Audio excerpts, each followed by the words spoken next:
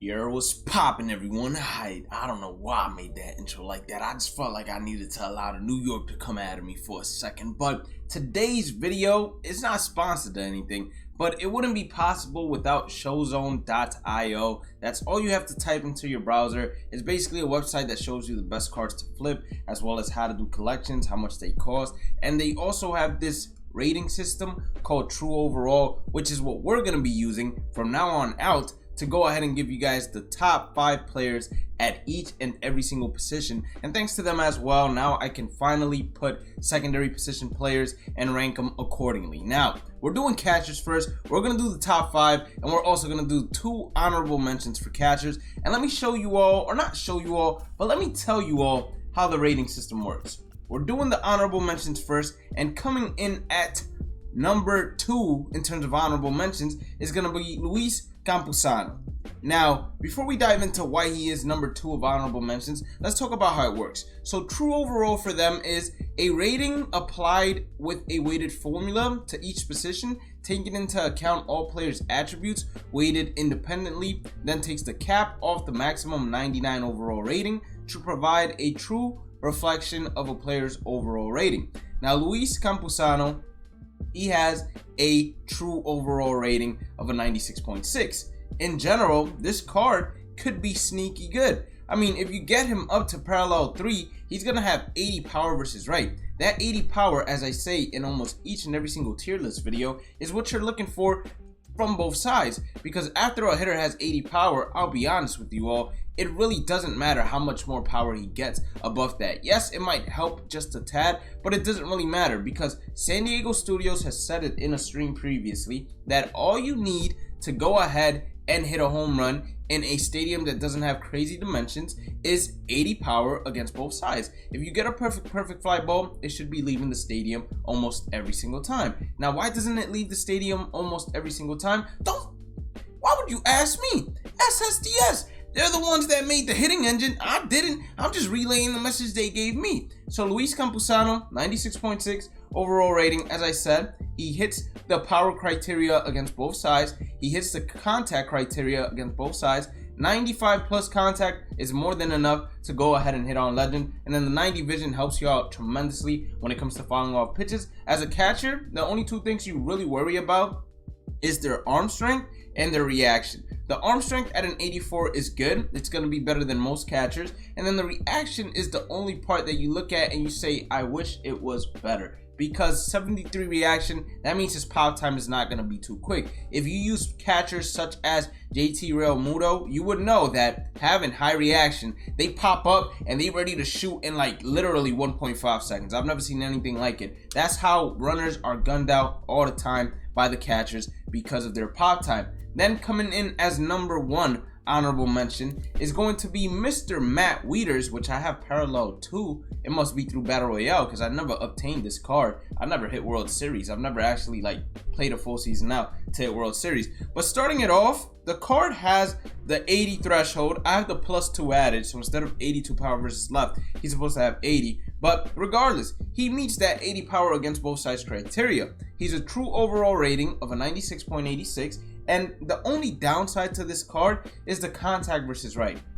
Doesn't have contact versus right, so he would be more of a platoon hitter just because of that, and you would bring him in against lefties. But then at the same time, he is a better power hitter against righties. I think this card is great until Hall of Fame, and then if you're a really skilled hitter, then it might be great on legend difficulty as well. But he reminds me of a lot of that Giancarlo Stanton we got from that flawless reward program, but instead of being just like Giancarlo, he is actually worse than Giancarlo when it comes to hitting because he has much less power. The 85 vision is pretty good as well. It's going to help you follow off pitches. But what makes this card so high in terms of true overall rating is the arm strength at a 99. He's going to be gunning out runners, no problem. And then the 85 reaction. Those 2 things right there. He has a quick pop time, and then that cannon and the arm accuracy makes that little green marker on the button accuracy be larger. So he's going to have a great time out there defensively. Offensively against a left-hander, he's going to have fun. Versus a right-hander, he might have some fun as well. It just depends how good you are in terms of skill. Now, before we dive into the top 5, all that I ask is for you to hit that like button, red subscribe button. We stream each and every day on Twitch, 1 a.m. Eastern. You can find the link inside the description box. You can find how to become a member inside the description box, the Discord link, my social media links, and my other YouTube channels. So please make sure you go ahead, click on the description box either now or throughout the duration of the video or the end of the video, and go follow, subscribe, like, and do all the jazz that you gotta do. Let's continue now into the top 5. Now, Mike Zunino coming in at a true overall rating of a 98.76 was surprising to me. Him being number 5 was 100% surprising to me. Why? Because at first when I saw this card, I said this card is not even good at all. I mean, what kills him is the contact versus right being a 45, but he is definitely better than Matt Wieters, especially from the hitting side. 118 contact versus left, and then 125 power against both sides. That is amazing. 48 vision doesn't help you too much on the later difficulties in terms of fouling pitches off, but that 45 contact, for some reason, even against right-handers, if you got your PCI anywhere near the ball, the power versus right is what takes over, and he lets the ball fly. Let's see how we're doing with him. We're hitting 667. Yeah, we only have 6 at-bats with him, but out of 4 hits, 3 of them have been home runs. And then we've had 4 of the hits against right-handers. So we haven't even faced a lefty yet, and this man is crushing it against right-handers with 45 contact. I'm telling you, this guy is like Gary Sanchez. He has the reverse splits in terms of contact, I believe. Or, yeah, reverse splits in terms of contact, but for some reason he plays way above his attributes. Really good swing defensively, 79 arm strength. It's alright, but he picks it up with the 89 reaction. With that 89 reaction, you're gonna get one of the fastest pop times that we have inside the game. Definitely a good card to go ahead and use. Definitely a card that you want to go ahead and at least give a shot, especially if you're playing on all-star difficulty. I promise you will not regret it. The only time you will not give this card a shot is if and only if you got the number 1 guy, number 2 guy, number 3 guy ahead of him. Now at number 4, it's going to be Salvador Perez. This Salvador Perez card is all around a beauty.